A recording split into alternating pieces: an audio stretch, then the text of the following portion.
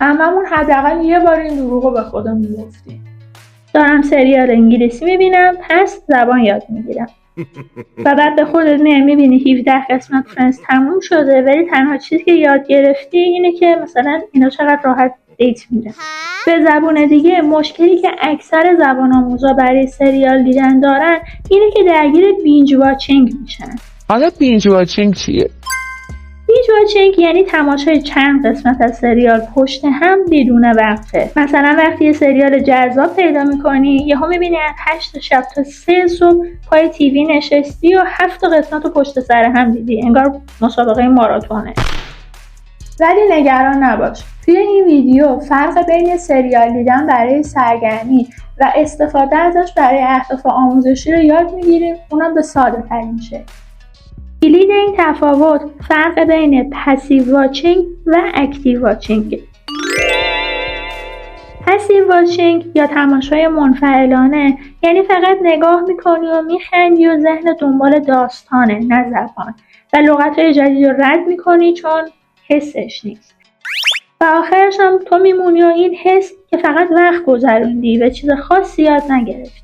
اکتیو واچینگ یعنی سریال رو هدفدار انتخاب کنیم، موقع شنیدن عبارت‌های جدید توقف کنیم، پاس بزنیم، عبارت‌های جدید رو یادداشت کنیم، تکرارشون کنیم و به کار ببریمشون و بعد دوباره اون قسمت رو گوش بدیم تا بهتر درکش کنیم. یه نکته مهم برای مبتدی‌ها: لازم نیست همه چیز رو بفهمیم، فقط کافیه روزی 2 یا 3 تا عبارت یاد بگیریم و تمرینشون کنیم. حالا چی دارینه؟ برای کسایی که سطح زبانشون متوسطه، سیتکام‌های معروف گزینه‌های خوبیه. حالا سیتکام چیه؟ سیتکام مخفف سیچویشن کمدیه، یعنی کمدی موقعیت و به یه نوعی از سریال میگه که ماجراهای خنده‌دار شخصیت‌ها رو توی موقعیت‌های روزمره نشون میده، مثل زندگی تو خونه‌شون، محل کارشون یا مثلا تو کافه. از ویژگی‌های سیتکام اینه که شخصیت‌های ثابت داره که برای مخاطب دوست داشتنی هستن، داستانا کوتاه و طنزه و زمان هر اپیزود هم بین 20 تا 30 دقیقه. نمونه سیتکام‌های معروف مثلا یکی فرندز هست، یکی How I Met Your Mother. اگر شما هم سیتکام معروف میشناسید که تماشا کردید حتما اسمش رو برامون بنویسید. I just want to be married again.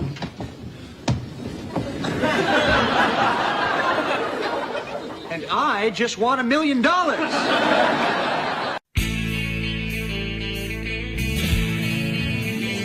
Well, maybe I'll just stay here with Monica. Well, I guess we've established she's staying here with Monica. Come on, you can't live off your parents your whole life. I know that. That's why I was getting married. فرندز داستان 6 تا رفیقه که توی نیویورک زندگی میکنن و خیلی درگیر مسائل جدی زندگی بزرگسالی نیستن، یعنی همیشه پول کرایه خونه اوناشون ردیفه و بیشتر زمانشون رو به قهوه خوردن می‌گذرونن و کلی هم درام بی‌پایان دارن. اینجا براتون 2 تا اصطلاح از فرندز آوردیم که با هم یاد بگیریم. How you doing? How you doing? How you doing? How you doing? این اصطلاحی که کلمه جوییه، یعنی چه خبرها، احوالت چطوره؟ یه جمله خیلی کاربردیه که اگر با لحن درست بیانش کنید توی گریتینگ ها و احوال پرسی‌های روزمره میتونید ازش استفاده کنید. We were on a break. We were on a break. We were on a break. We were on a break یعنی ما یه وقفه‌ای توی رابطمون گذاشته بودیم. یه تفاوت جدی بین on a break بودن و break up کردن وجود داره. break up یعنی رابطه رو تموم کردیم رفته، اما on a break بودن یعنی یه وقفه‌ای، یه فاصله‌ای ایجاد کردیم تا بریم فکرامون رو بکنیم ببینیم میتونیم که این رابطه بمونیم یا نه. Kids, I'm going to tell you an incredible story. The story of how I met your mother. Is this gonna take a while? 25 years ago, I had this whole other life. I suggest we play a little game I like to call Have You Met Ted? No. What? Hi, have you met Ted? I'm done being single. I'm not good at it. Okay, I'm ready. Where is she? Come on, dude. We all know how this movie ends. Ted falls in love. Love kicks Ted in the sprouts. Roll credits. بریم سراغ سریال بعدی How I Met Your Mother یا چطور با مادرت آشنا شدم و 2 اصطلاح کاربردی از این سریال. How I Met Your Mother یا چطور با مادرت آشنا شدم اولا یه سخنرانی طولانیه که یه بابا برای بچه‌هاش میخواد تعریف کنه چطور با مامانشون آشنا شده و بعد از 9 فصل هنوز عملاً به جواب خاصی نمیرسیم. Suit up! Suit up. این اصطلاحاتی که کلام بارنیه یعنی پاشو خودتو جمع جور کن برای این موقعیت خاص آماده شو. اصطلاح بعدی Wait for it. Wait for it. Wait for it. Wait for it. wait for it یعنی صبر کن تا اصل ماجرا اتفاق بیفته یا اصل ماجرا رو بگم. این اصطلاح تو وضعیتی کاربرد داره که مثلا دارید یه داستانی تعریف میکنید و میخواید بخش هیجان انگیزش رو با یه تعلیقی بگید، میگید wait for it یعنی صبر کن میخوام ادامه‌شو بگم. یا توی یه موقعیتی هستید شما میدونید که در ادامه قراره چه اتفاقی بیفته، معمولا حالا یه اتفاق بامزه، یه اتفاق جالب توجه و به طرفتون میگید wait for it یعنی صبر کن تازه ادامه اتفاق قراره بیفته، بخش جالبش تازه قراره اتفاق بیفته. ولی انصافا هر 2 سریال جذابن چون علیرغم اینکه خط داستانی خیلی قوی نیست اما درگیر موقعیت‌های بامزه این شخصیت‌ها میشید. ولی تماشای سیتکام برای تقویت زبان یه ترفند خیلی مهم داره. اونم اینه که موقع تماشای سریال حتما باید از یه نویس انگلیسی استفاده کنیم نه فارسی و وقتی که به یه کلمه میرسید که معنیشو نمیدونیم حتما باید پاس بزنیم، دیکشنری رو چک کنیم و دوباره به اون اصطلاح گوش بدیم. حالا بیاید یه قدم بریم عقب.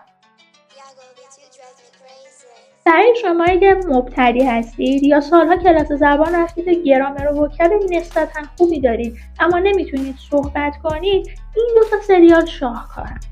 سریال اکسترا انگلیش یه سریال آموزشی مخصوص زبان آموزا که شبیه یه سیتکام واقعی ساخته شده و داستان و شخصیت‌ها بامزه هستن و دیالوگا ساده و واضحن. داستانش درباره 2 دختر انگلیسی و 2 پسر که یکیشون آمریکاییه و با هم توی یه آپارتمان زندگی میکنن و ماجراهای خنده‌دار و روزمره دارن مثل خرید رفتن، تولد گرفتن، دنبال کار گشتن و کلی چیز دیگه. چرا این سریال برای یادگیری خوبه؟ چون اولا مکالمه‌ها آهسته و قابل فهمن، بعد اینکه لغت‌ها و ساختارها مناسبن برای سطح مبتدی، در ضمن موقعیت‌های واقعی و کاربردی به تصویر کشیده شده که هم خنده‌دارن هم آموزشی و در ضمن هر اپیزود هم حدود 25 دقیقه. سریال بعدی انگلیش تودی هست. تولید BBC و بیشتر جنبه آموزشی داره ولی بازم خیلی جذابه و عمدتاً برای زبان آموزهایی ساخته شده که میخوان از پایه زبانشون رو تقویت کنن. این سریال یه ترکیبی از کلاس درس و تمرینای واقعیه و هر قسمت شامل چند تا بخشه. داستان‌های کوتاه با دیالوگ‌های ساده، توضیح‌های دقیق و کامل از نکات گرامری و لغت‌ها و تمرین‌های شنیداری و گفتاری که یه معلم مجازی باهاتون انجام میده. اینجا یه تمرین کاربردی براتون آوردیم که اگر 1 هفته انجامش بدید خودتون متوجه میشید که سطح زبانتون متحول شده. یکی از سریال‌ها رو انتخاب کنید، روزی فقط 1 دونه اپیزود ازش ببینید، یادداشت برداری کنید و همون روز هر چی یاد گرفتید رو توی یه جمله تکرار کنید. میبارم برای تمرین کنارتون هست. 3 اصطلاح یا کلمه‌ای که توی همین ویدیو یاد گرفتید رو یادداشت کنید.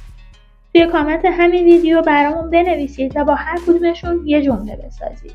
پس یادمون باشه کم یاد گرفتن ولی با تمرین بهتر از زیاد وقت گذاشتن و چیزی یاد نگرفتن. چیزی که مهمه اینه که دیدن سریال اگر درست انجام بشه یکی از جذاب‌ترین راه‌های یادگیری زبانه. ولی اگه فقط تو لش تایممون و پیشی طور بشینیم 17 قسمت رو پشت هم ببینیم بدون اینکه حتی یک کلمه رو یاد بگیریم منطقی نیست که توقع پیشرفت داشته باشیم. بیاید با هم تمرین کنیم که بین وقت گذروندن و یاد گرفتن یه دیوار نازک بکشیم و آروم آروم ازش رد بشیم. شیوان تو مسیر یادگیری زبان با تفریح و سرگرمی کنارتونه. حتما سابسکرایب کنید و برای ما فیدبک بذارید.